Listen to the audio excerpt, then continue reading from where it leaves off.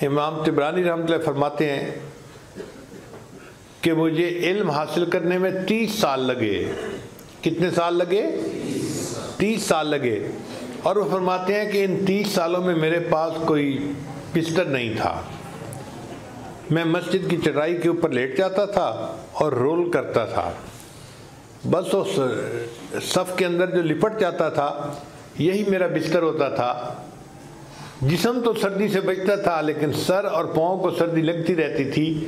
میں نے زندگی کے 30 سال اس طرح گزارے کہ میرے پاس کوئی بستر ہی نہیں تھا۔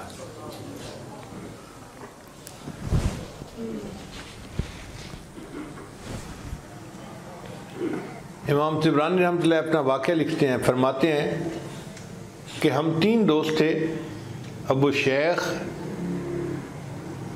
اور طبرانی اور مکری۔ ہم مسجد نبوی میں علم حاصل کرتے تھے۔ ہمارے پاس کھانا پینا ختم ہو گیا، تو جب کھانا پینا ختم ہو گیا تو اب پانی پی کے گزارا تو نہیں ہوتا۔ نقاہت اتنی ہو گئی کہ ہم سے بیٹھے ہیں تو اٹھا نہیں جاتا، اور اٹھتے ہیں تو چکر آتے ہیں۔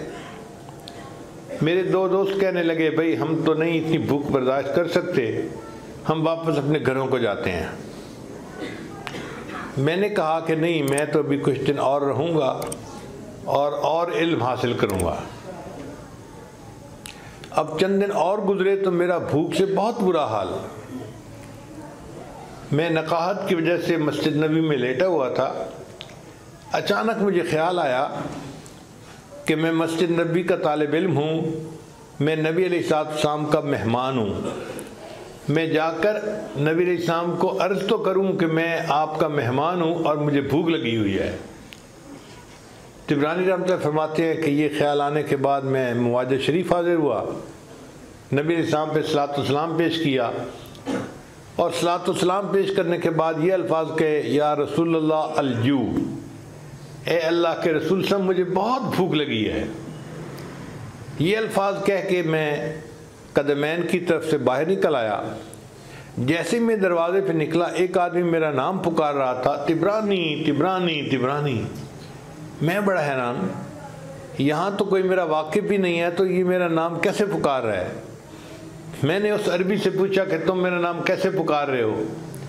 اس نے کہا کہ دیکھو مسجد نبوی کی دیوار اور میرے گھر کی دیوار ایک ہے، میں مسجد نبوی کا پڑوسی ہوں۔ میں اپنے گھر میں دوپہر کے وقت قیلولہ کر رہا تھا، مجھے خواب میں نبی علیہ السلام کی زیارت نصیب ہوئی، اور اللہ کے محبوب صلی اللہ علیہ وسلم نے فرمایا کہ مسجد میں ایک طالب علم ہے جو بھوک ہے، اس کا نام طبرانی ہے، تم اسے کھانا کھلاؤ۔ اب جیسے ہی میری آنکھ کھلی میں نے اپنی بیوی کو خواب سنایا۔ اس نے کہا یہ میں نے سالن بنایا ہے اور یہ روٹیاں پکائی ہیں، یہ جا کے پہلے طالب علم کو کھلاؤ، ہم اپنے لیے اور کھانا بنا لیں گے۔ تو میں گھر سے روٹیاں اور سالن لے کے نکلا ہوں اور آپ کا نام پکار رہا ہوں کہ نبی علیہ السلام نے حکم دیا ہے کہ میں آپ کو کھانا کھلاؤں۔ ان طلباء کے ساتھ اللہ کے محبوب صلی اللہ علیہ وسلم کو ایسی محبت۔ نبی علیہ السلام نے ارشاد فرمایا، العلم نور، علم ایک روشنی ہے۔ اس کا معنی یہ ہوا کہ جہالت اندھیرے کی مانند ہے۔ علم اگر روشنی ہے تو جہالت اندھیرا ہے۔ نبی علیہ السلام نے ارشاد فرمایا کہ جو عالم ہوتا ہے اس کو عابد کے اوپر فضیلت حاصل ہے۔ چنانچہ ابو الدرداء رضی اللہ عنہ اس حدیث کے راوی ہیں کہ نبی علیہ السلام نے ارشاد فرمایا، فضل العالم علی العابد کفضل القمر لیلۃ البدر علی سائر الکواکب، کہ جس طرح تمام ستاروں پر 14ویں کے چاند کو فضیلت حاصل ہے، اس طرح عبادت گزاروں کے اوپر ایک عالم کو فضیلت حاصل ہوتی ہے۔ اور نبی علیہ السلام نے یہ بھی ارشاد فرمایا کہ من یرد اللہ بہ خیر یفقہہ فی الدین، اللہ تعالیٰ جس کے ساتھ خیر کا ارادہ فرماتے ہیں اس کو دین کی سمجھ عطا فرما دیتے ہیں۔ تو دین کا علم مل جانا، دین کی سمجھ حاصل ہو جانا، یہ خیر کی علامت ہے۔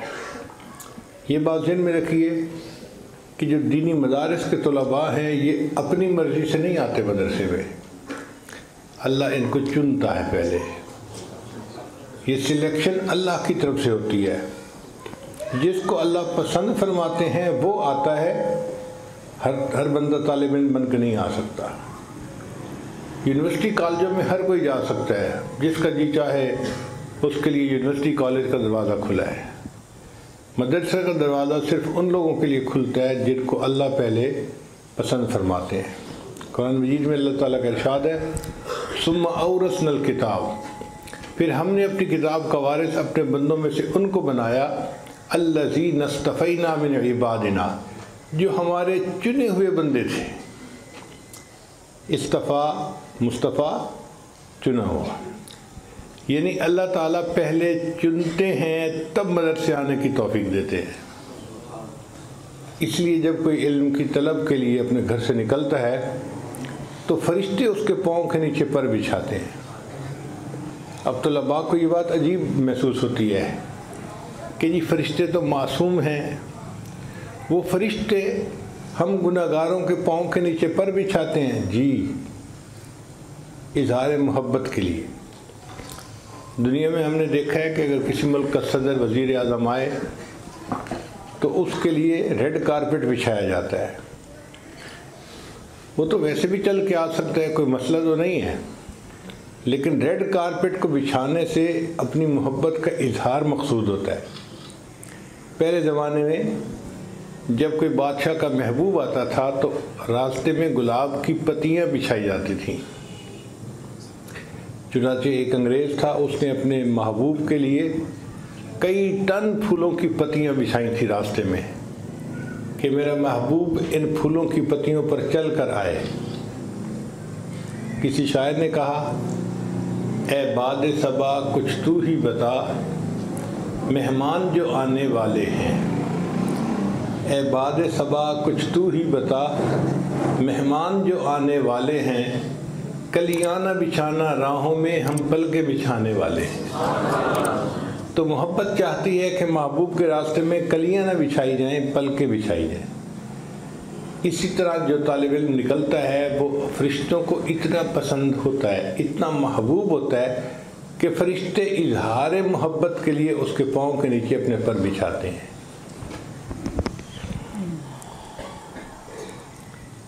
حضرت صفوان رضی اللہ عنہ اس کی روایت کرتے ہیں ما من رجل خرج من بیتہ لیطلب العلم الا وضعت له الملائکۃ اجنحتها رضا لما یصنع، خوشی کی وجہ سے کہ یہ بندہ علم کی طلب کے لیے گھر سے نکلا ہے، فرشتے پاؤں کے نیچے پر بچھاتے ہیں۔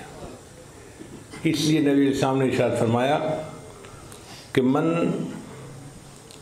سلک طریقا یطلب فیہ علما سہل اللہ لہ طریقا الی الجنۃ، جو اپنے گھر سے نکلتا ہے علم کی طلب کے لیے اور اللہ اس کے لیے راستہ آسان کر دیتے ہیں تو اس کے بدلے اللہ اس کے لیے جنت میں جانے کا راستہ بھی آسان فرما دیتے ہیں۔ ایک اور حدیث مبارکہ میں اللہ تعالیٰ کے حبیب صلی اللہ علیہ وسلم ارشاد فرماتے ہیں من خرج فی طلب العلم، جو بندہ اپنے گھر سے علم کی طلب کے لیے نکلا فہو فی سبیل اللہ حتی یرجع، وہ اللہ کے راستے میں ہوتا ہے جب تک لوٹ کر واپس نہیں آتا۔ آج ہم سمجھتے ہیں جی کوئی سروزہ لگانے کے لیے نکلا وہ اللہ کے راستے میں ہے، اور طالب علم جو مدرسے کی طرف نکلتا ہے اس کو ہم اللہ کا راستہ نہیں سمجھتے، یہ تو علم پڑھنے جا رہا ہے۔ بھئی نبی علیہ الصلوۃ والسلام کا فرمان دیکھیے کہ محبوب صلی اللہ علیہ وسلم نے ارشاد فرمایا فَهُوَ فِي سَبِيلِ اللَّهِ حَتَّى يَرْجِعَ، وہ اللہ کے راستے میں ہوتا ہے جب تک کہ لوٹ کر گھر واپس نہیں آ جاتا۔ اس لیے طالب علم جب مدرسے میں ہوتا ہے نا، اسے ہر حال میں ثواب ملتا ہے، پڑھنے پہ بھی ثواب ملتا ہے، سونے پہ بھی ثواب ملتا ہے، کھانا کھانے پہ بھی ہر وقت ثواب مل رہا ہوتا ہے۔ طالب علم کی مثال معتکف کی سی ہے۔ اعتکاف کی نیت سے جب بندہ مسجد میں بیٹھ جائے تو اس کو ہر وقت ثواب مل رہا ہوتا ہے، عبادت کرے، آرام کرے، جو مرضی ہو، اعتکاف کی نیت کی وجہ سے اس کو ثواب مل رہا ہوتا ہے۔ اسی طرح طالب علم جب علم کی طلب کی نیت سے گھر سے نکل پڑا، مدرسے پہنچا تو اس کو ہر وقت ثواب مل رہا ہوتا ہے۔ اس کو مدرسے میں موجود ہونا ثواب ملنے کے لیے کافی ہے۔ لہذا وہ طلباء خوش نصیب ہیں جو مدرسے میں دینی علم حاصل کر رہے ہیں۔ ہر بندہ یہ علم حاصل نہیں کر سکتا۔ آپ دعوت دے کے دیکھیے، آتے ہوئے دم گھبرائے گا لوگوں کا، ایسے لگے گا جیسے ان کی جان ہی گھٹ جائے گی، مدرسے کے دروازے تک نہیں آئیں گے اور یونیورسٹی کالج میں بھاگ بھاگ کے جائیں گے۔ اللہ کی طرف سے توفیق نہیں ہوتی۔ ہاں، جن کو اللہ چن لیتے ہیں، پسند کر لیتے ہیں، پھر اللہ ان کے لیے راستے ہموار کر دیا کرتے ہیں۔